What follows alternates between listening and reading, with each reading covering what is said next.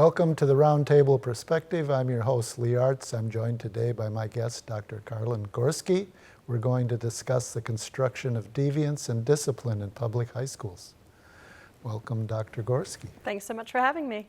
Dr. Gorski earned her BA, her MA, and her Ph.D. from the University of Chicago, and now she's an assistant instructional professor at the Harris School of Public Policy at the University of Chicago. Dr. Gorski has perfected research based on observation and interviews to address the adolescent experiences of schooling and learning experiences both in school and outside of school.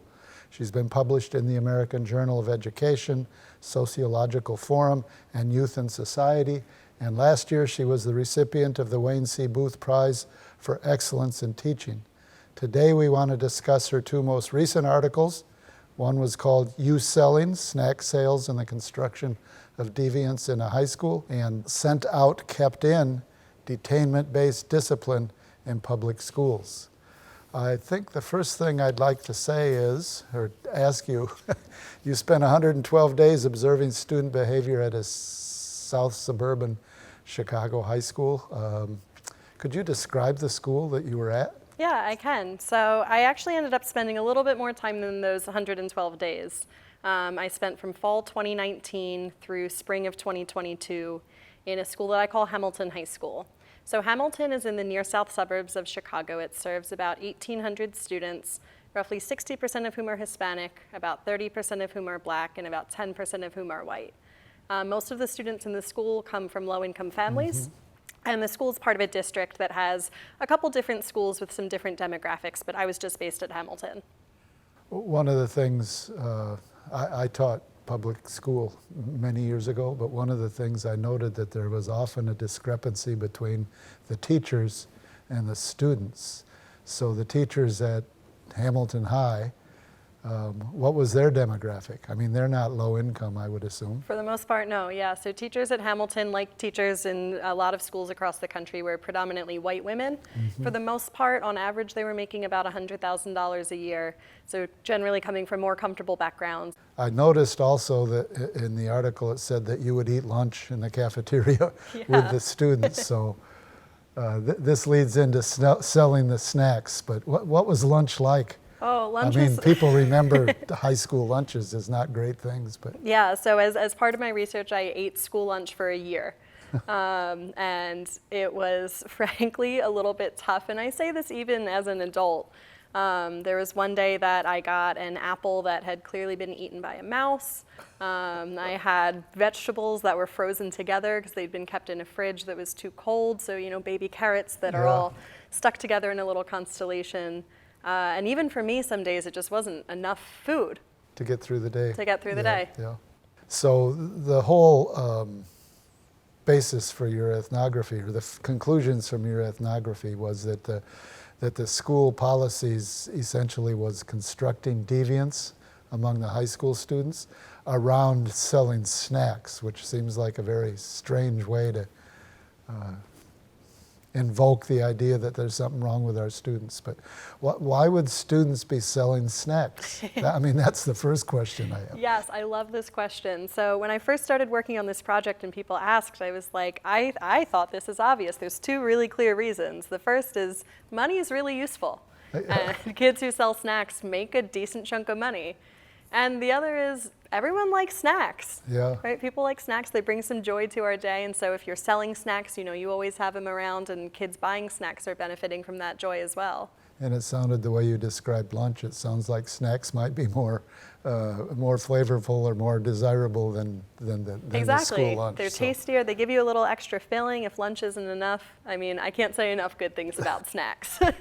So you're hungry, you can make some money, the snacks taste better. I mean, it's almost like, duh. Exactly. We're going to sell snacks, right? And it's going to work out. So what was the administration's attitude, or these teachers that are making $100,000 a year, what was their attitude towards the students that were selling snacks? Yeah, so snack selling was explicitly prohibited in the student handbook. So it said that if there were any sales, they could only happen under the sort of guidance of an official school club. So for individual students to sell snacks was totally not allowed, and teachers had different kinds of opinions about this. So for some teachers, they would turn a blind eye. They might even buy snacks themselves from time to time. My own pusher in my class. Yeah. Exactly. And there were other teachers who saw this as a big threat, a danger, a risk, and something that was completely unacceptable. I read part of what you suggested was some teachers even saw it as a pathway to being a drug salesperson. Yes. Right? So you start with snacks, like Next your thing you know. gateway drug is a Twinkie, Exactly. and the next thing you know, you're selling meth in the hallway. But okay. The other thing I noticed, and I think this leads to the question of how deviance was constructed, that there's several ways to frame selling of snacks, and you point out you could say it's entrepreneurial. Yep. You could say that it's charitable, like some of the students would sell snacks for their clubs, or you could say that there's some deviant behavior here. They're obviously criminals. Right. So how did you come up with those three categories of framing? I mean, Yeah. did you witness this, or? Yeah, it was through watching it and through seeing the different ways that it was treated when a student was selling candy bars, for example, for the Spanish club, an upcoming trip abroad. This was seen as doing something good. They're learning business skills. When it was kids trying to sell snacks for their own benefit, that's when this lens of risk was introduced, that next thing you know, it might be drugs in the hallway. So that seemed like an opportunity to construct deviant student behavior. You're okay if you're selling it for your club, but if you're selling it to make money because you can't work an extra job because you're in the club, Right. somehow that's criminal behavior or verging on criminal behavior. Exactly. This view that sort of says these are kids who are at risk, so they're always on the verge of something risky or unacceptable or illegitimate.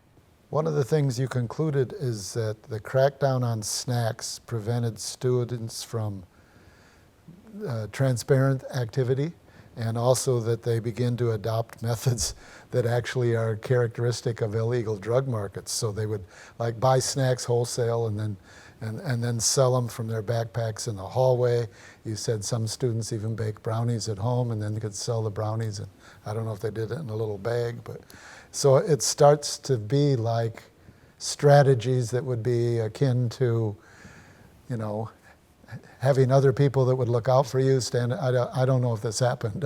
I couldn't Not tell. so much stand at the corner, but yes, kids absolutely who were sort of at the top of their own pyramid, who would recruit other kids to hold the chips, hold the product, to be sort of the foot people who would do the sales, to take on the higher risk of doing the sale in the hallway. Especially if that person at the top had been caught before.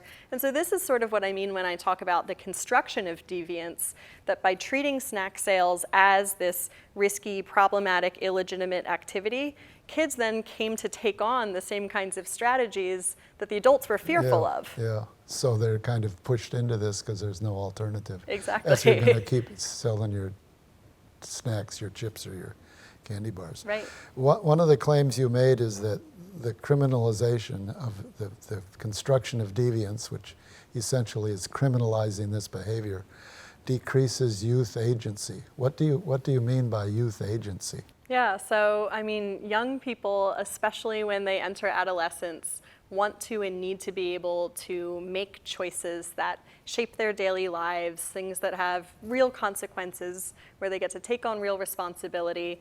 And when we constrain them and don't let them make choices about things like, for example, what they want to eat and when, we tend to see them take on more sort of subversive strategies to try to retain some control over that. Yeah. And so food being something so central to who we are and how we experience the world is one where agency is asserted and reasserted across different contexts, especially schools.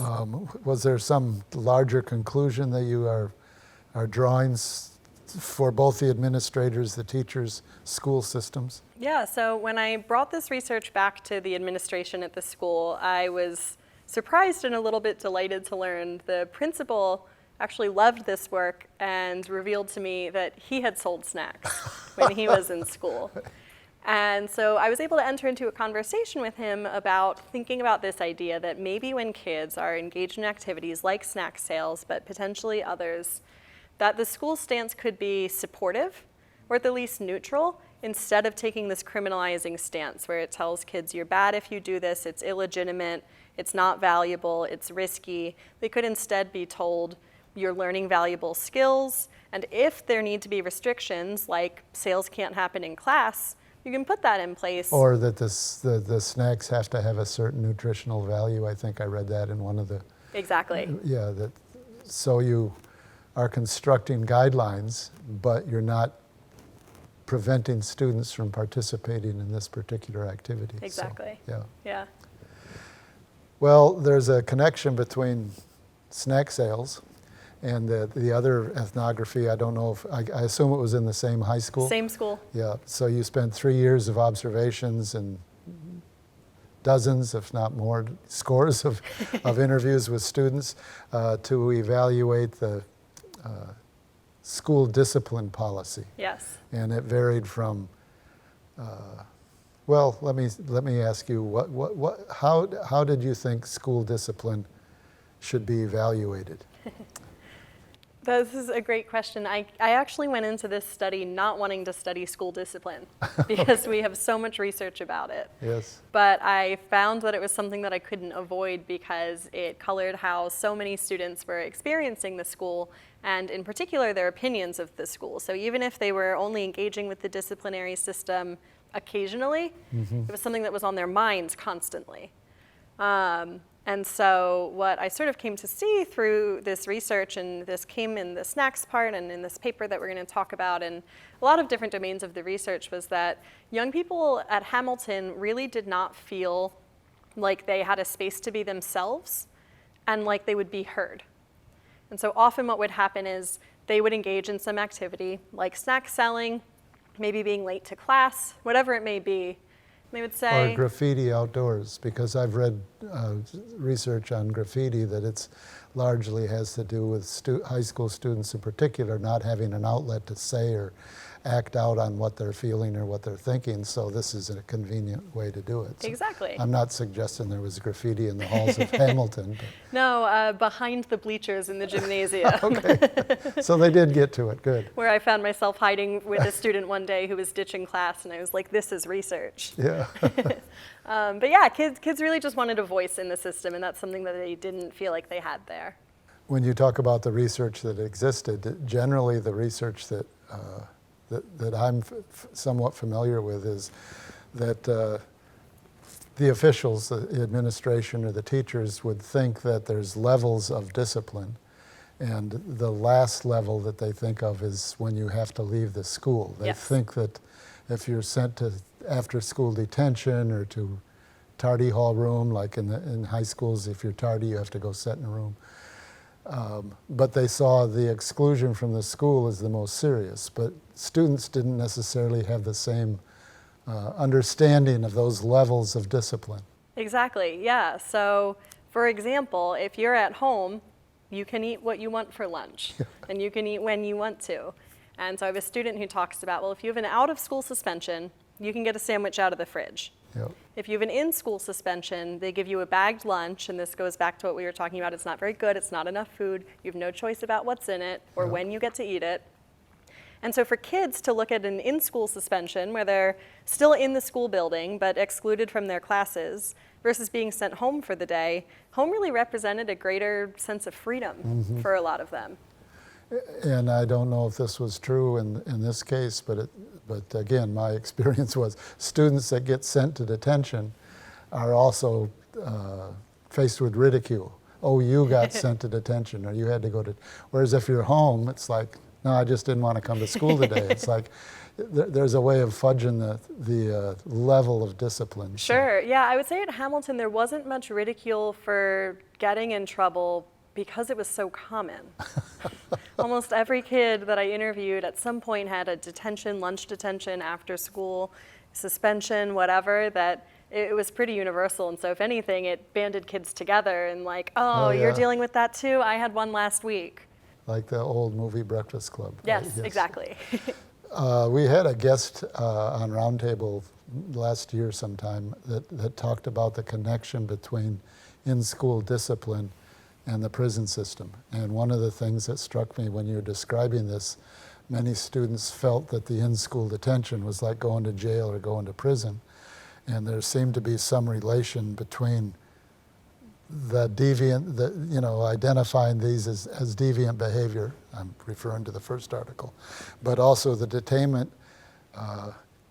in the room is like you're preparing these students to be criminals and then be imprisoned. Yes, and something that really struck me was the person who worked in the school who oversaw the in-school suspension room said, it's jail, it's literally jail.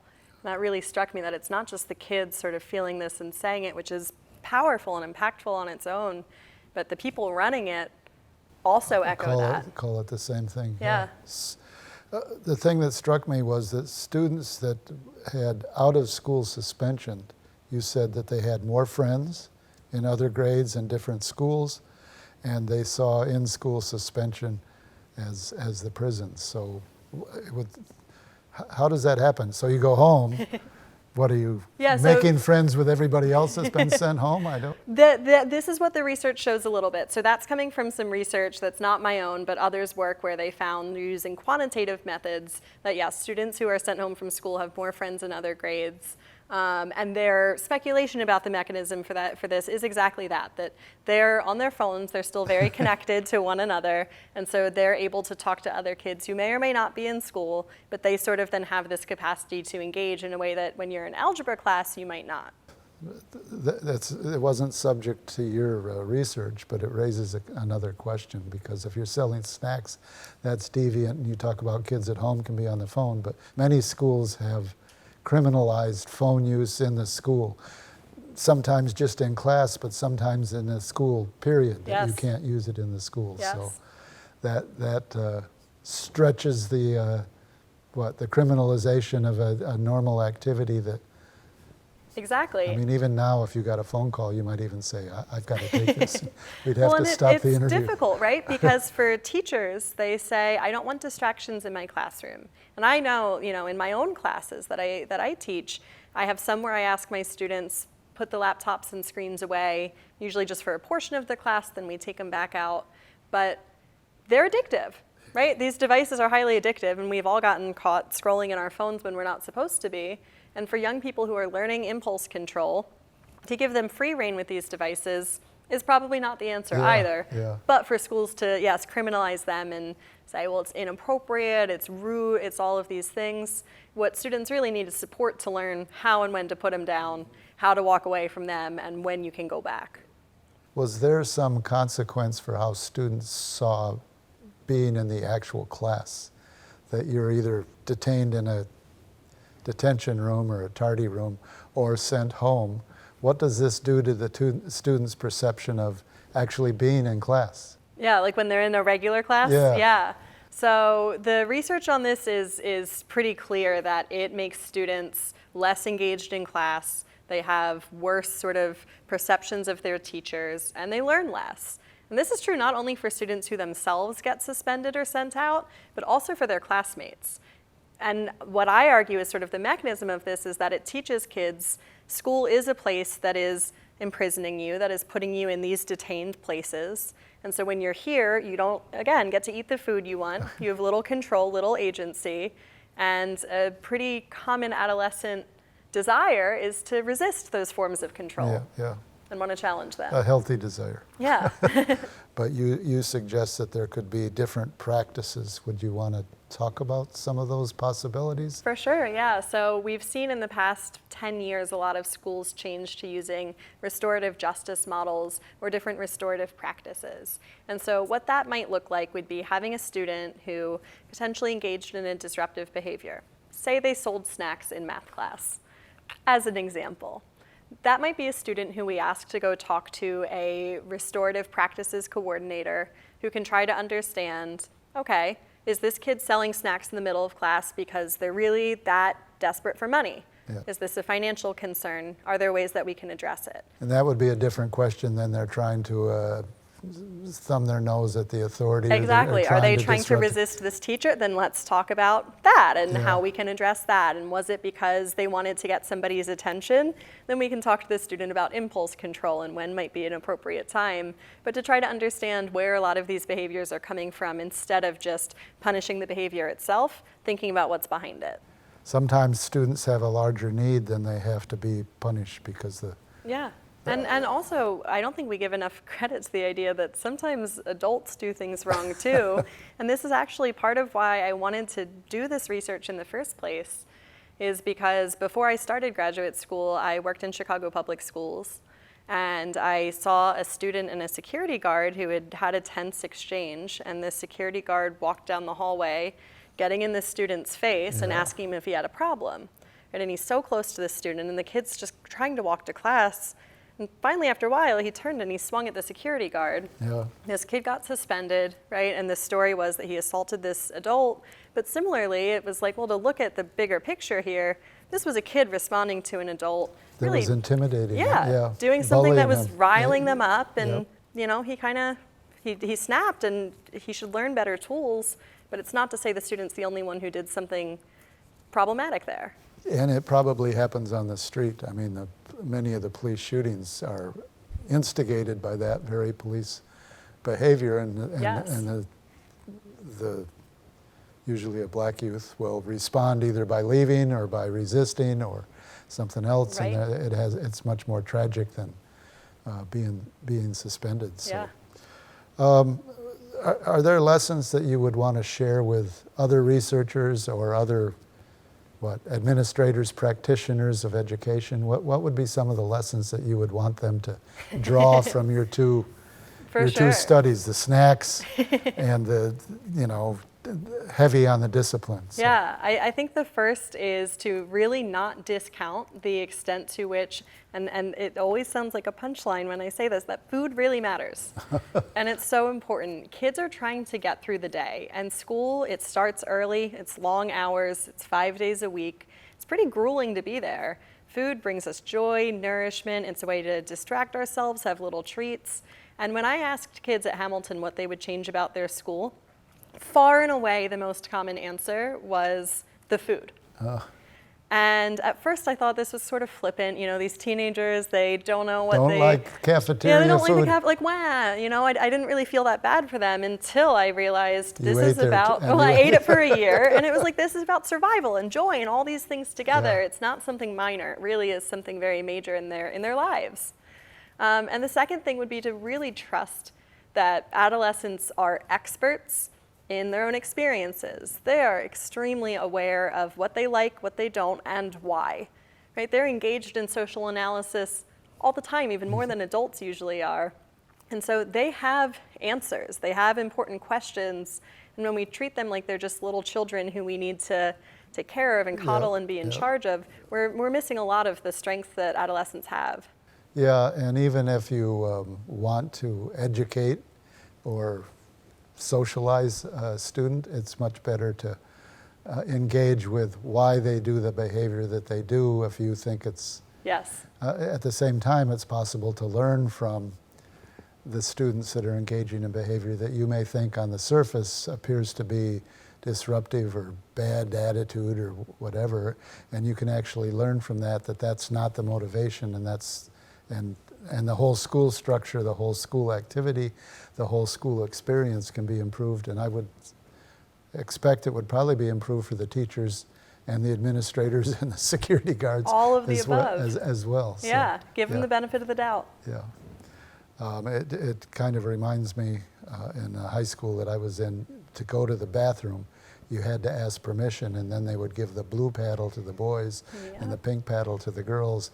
And so they were even trying to control your bladder, right? Yes. So it's like you have no control over anything. And any of your basic needs. And this is where we see huge contrasts across schools too. So for example, I have a friend who works at a school in the suburbs in the north side. Yeah. So, you know, some similarities in our context, but a lot of differences. She said, oh my gosh, students at my school, if they have to use the restroom, they get up and go. They get up and go, We yeah. trust them that they know when they need to go and they know where they need to be. And that level of trust is what kids at this school were not really getting. Were there still hall monitors in Hamilton? Security guards. But they don't have Not a student. student, No, nope. no more. Can't trust them. Right. Well, thank you, Dr. Gorski. Surprisingly, we're all out of time, but I appreciate your conversation with me today. Thank you It's so all much. the time we have on the program today. I want to thank Dr. Karlyn Gorski for joining me today on the Roundtable Perspective. I'm Lee Artz.